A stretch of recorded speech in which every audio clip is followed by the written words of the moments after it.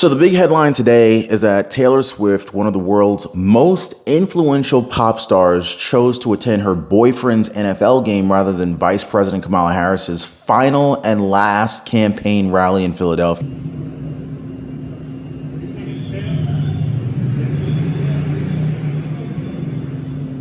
In fact, on Monday, Kamala Harris opted to end her campaign with one last big rally concert on the iconic steps of the Philadelphia Art Museum. This rally was a high-profile event stacked with all sorts of celebrities. You had Lady Gaga there. It's time to get ready to vote. I'll see you guys in Pennsylvania.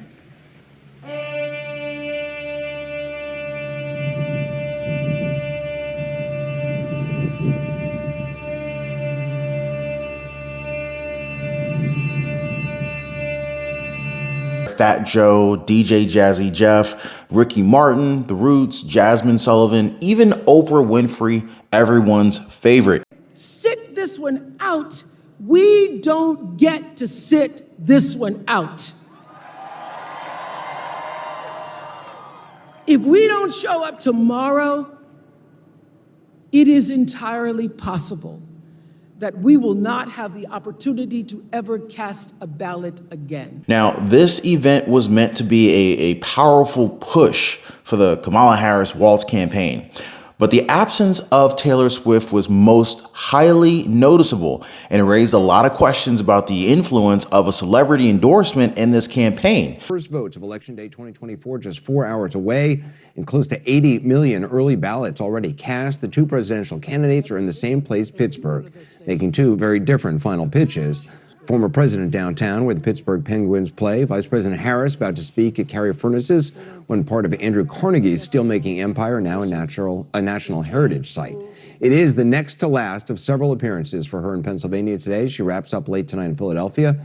Just a short time ago, she did some door-to-door campaigning in Reading. Clearly, Taylor Swift wasn't as supportive of Kamala Harris as we were led to believe, if you see what I'm saying here.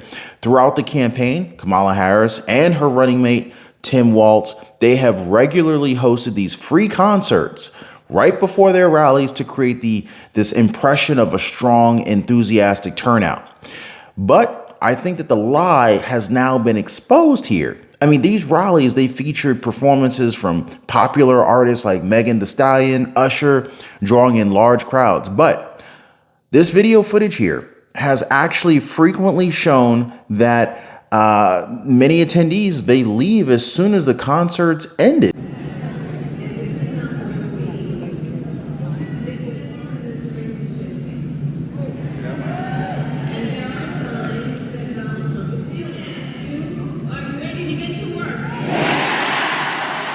I went to a Kamala Harris rally, and it taught me that liberals truly live up to every worst stereotype that exists about them. Making it seem as though that the crowds were more there for the music than they were there for Kamala Harris herself. Get out there and vote, guys. Today is November 5th. It's also my birthday, so get out there and vote. And let's put the right guy in the presidential office for 2024. By the way, if you guys appreciate the content, definitely show your support. Hit the like button. I totally appreciate you guys. Thanks so much for subscribing. And I think a lot of people would agree that is exactly what happened. In fact, on Monday, Kamala Harris opted to end her campaign with one last big rally concert on the iconic steps of the Philadelphia Art Museum. In fact, this particular event included a lineup of stars speaking or performing, hoping to energize voters. However, the absence of Taylor Swift, who instead decided to go hang out with her boyfriend over at the Kansas City Chiefs game, sparked a lot of attention. In fact, Taylor Swift has publicly endorsed Kamala Harris and Tim Walz, which Democrats previously hailed as a potentially game-changing support. Yet, a recent YouGov poll paints a completely different picture. Only 8% of voters say that Taylor Swift's endorsement makes them more likely to vote for Harris. Meanwhile, 20% say that it actually makes them less likely to support her. So it actually seems like the Taylor Swift endorsement may have actually harmed Kamala Harris more than it helped her. Now, this poll, it also reveals that most people, 66%, were not influenced by Taylor Swift's endorsement at all. showing that despite the Democrats' hopes, Taylor Swift's influence on the election may be overstated. In fact, in the end, Kamala Harris opted to end her campaign with a major event, hoping the celebrity lineup would leave a lasting impression. But with Taylor Swift choosing football over the rally, the Harris-Walz campaign's reliance on star power might not necessarily deliver the turnout or the support that they have envisioned, leaving Donald Trump more powerful and more positioned to possibly take this November 2024 presidential election away from Kamala Harris today on November 5th. But only time will tell. But check this out. So Kamala Harris is closing out her campaign with final appearances and messages to voters in Michigan. In a recent clip, Kamala Harris is seen taking all sorts of questions from reporters, but the situation actually raises quite a few eyebrows. Her aides, they appear to be selecting which reporters can answer or ask questions, making the setup seem staged and highly scripted. In fact, this impression is reinforced when you hear responses which feel a little bit rehearsed, practiced, perhaps even scripted, suggesting that she already knew the questions ahead of time. Now, Kamala Harris, she ends up finishing the session by addressing Donald Trump, making her comments particularly noteworthy. Now, during this Q&A, Kamala Harris responds to a question about how she feels heading into the final 48 hours of the campaign, right? She shares that she feels optimistic about America's future, emphasizing unity and economic strength. She then confirms that she has already mailed in her ballot to California, but remains tight-lipped when asked about Proposition 36, a California measure that would increase penalties for crimes like shoplifting and drug trafficking. Alex? Thank you. Alex? Alex, I'm Warren. sorry. You have to say the last name of someone else. Oh, keep going. You know, it is 48 hours out. Everyone's a little tired. Who was with us last night? You're right. If you sleep deprived. Please. Simply, how are you feeling, and have you submitted your ballot?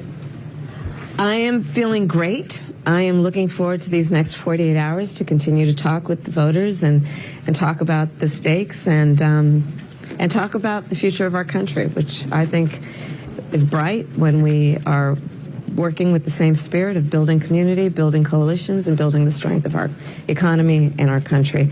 I actually just filled out my mail-in ballot, so I have voted. Darlene. Madam Vice President, have you returned the ballot to California, and how did you vote on Prop 36?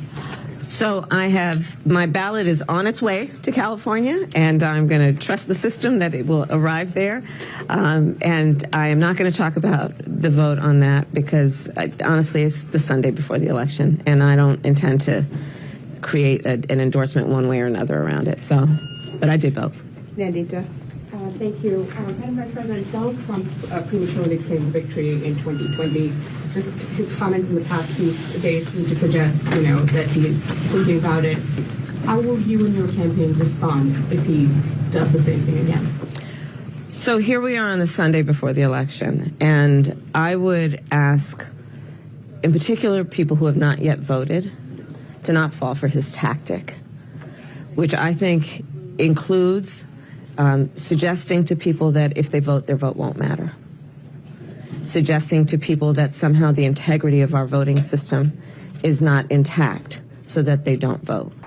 Well, number one, I got to interject here because Kamala Harris is trying to make the argument that Donald Trump is somehow trying to allude to the fact that the election process, that the voting system, the ballot system is somehow corrupt or compromised to some extent.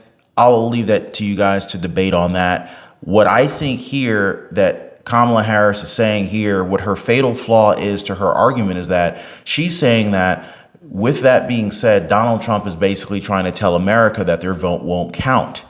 And I strongly disagree with that. And on top of that, just using logic, why would that make any sense whatsoever? Why would Donald Trump want to tell America that their vote wouldn't count? Because look, he's trying to get elected too. So he would essentially be shooting himself in the foot to say that the election system doesn't work because his voters wouldn't vote if he was trying to convince them not to vote. You see what I'm saying here? Like if he's telling his voters that, you know, there's a problem with the election system and not to vote, then how would he get elected? So that doesn't make any sense. That would mean that his votes wouldn't come in and he wouldn't get elected. So this very argument is fatally flawed. Let me know your thoughts in the comments, guys. And again, I think that it is a tactic. It is meant to distract from the fact that we have and support free and fair elections in our country. We did in 2020. He lost. And the systems that are in place for this election in 2024 have integrity. They are good systems, and the vote of the people will determine the outcome of this election, and everyone must know that their vote is their power to determine the outcome of the election, and their vote will count. It does matter. Proposition 36 is significant because it's essentially reversing Proposition 47, a policy that Kamala Harris herself helped to shape, which reduced penalties for certain crimes and has been since criticized as a factor in California's current crime wave. This is a problem for Kamala Harris. So when asked about her vote on Prop 36, Kamala Harris declines to comment, saying that she doesn't want to influence the issue so close to Election Day. However, as a candidate running for president, her refusal to discuss her stance on a policy that she once shaped is concerning a lot of voters. In fact, critics argue that as a public official, she should be very transparent about her views on issues which she has helped to influence, especially as it's relevant to voters deciding in that very issue. So the discussion then shifts to Donald Trump. Harris warns voters not to be swayed by what she calls Donald Trump's tactics to undermine the trust in the voting system, reminding them that each vote matters and that the voting system has integrity. She references Donald Trump's actions in 2020, and she also assures the public that the current election process is secure and trustworthy. However, I don't know. Critics are quick to point out that Kamala Harris's comments on the integrity of the election system, it really does overlook several recent issues. Concerns have been raised about the election law changes, such as voter ID requirements and ballot acceptance rules and reports of non-citizens voting in our election system here in America. So this is also scrutiny of the government influence on social media, suggesting that these factors create challenges for a truly fair election. Now, ultimately, Kamala Harris's stance on Prop 36 and her comments on election security raises a lot of questions. Critics argue that as a public figure, she can't simply just keep certain policy stances private, meanwhile expecting public trust. It's just not fair. You need to be transparent and let us know how you really think about multiple issues. Now, with the stakes as high as they are right now, guys, voters are encouraged to stay vigilant and to make their voices be heard, as they believe that the future of the country depends on the election process that is both fair and transparent. So let me know what y'all think, guys. Well, guys, the great wealth transfer is in full effect. And, you know, whether it's Donald Trump that ends up winning the election or if it's Kamala Harris, oh, God, we're in a world of a pickle, as my grandfather would say. Our freedoms are being stolen, guys. Credit card companies are out to get us. And if you don't understand the game, well, you end up getting played by the game. Now, if you're anything like me, guys, you know, you were probably out of shape, maybe in debt, living paycheck to paycheck, and just feeling like the system is just completely taking advantage of you. I remember for a long time, I could rarely ever get any time to spend with my wife. And it's kind of funny because where I used to work with a lot of married men. And a lot of those married men would always complain about their spouses as if they really just didn't even like their spouses, which is sounding like a pretty horrible situation. But that was the case for many of them. They didn't like who they were married to. But I was different. Anyway, through trial and error and through a lot of pain, I figured out how to gain freedom and also lose a lot of weight and actually get in shape. And guys, I'm gonna be honest with you, that was a game changer. To no longer be living paycheck to paycheck, figuring out how to get the credit cards to pay me, the power of a strong credit score. I pay thousands of dollars less per year for the same house as my neighbor just because my credit is better than his is. And this is not to brag. I mean, but this is the truth. The banks are literally taking advantage of the poor. It's like the people who can least afford it, they're charging the poor what is like unofficially called a poor tax, or a tax on the poor. I mean, I'm now at a point where, you know, like, number one, I don't pay for credit cards. In fact, credit card companies pay me to use their cards. And I figured out how to build a lifestyle that is just ultimately very, very healthy. I lost a tremendous amount of weight and I put on a lot of muscle. But when I was struggling, I wish I knew people who knew these things. So anyway, I decided to create a community of like-minded people who are also interested, just like me, in living better. So if you guys want to join my community, it's called the Liberty Pursuit Network. It is brand new. Come on over. I'd love to have you guys and join like-minded people. Be positively motivated by others who are also on the same pursuit. So I'm going to leave a link for you guys so you can join me over on the Life Pursuit Network in the description down below this video. So check it out, guys, and let's not be a victim of this great wealth transfer that is taking place right now.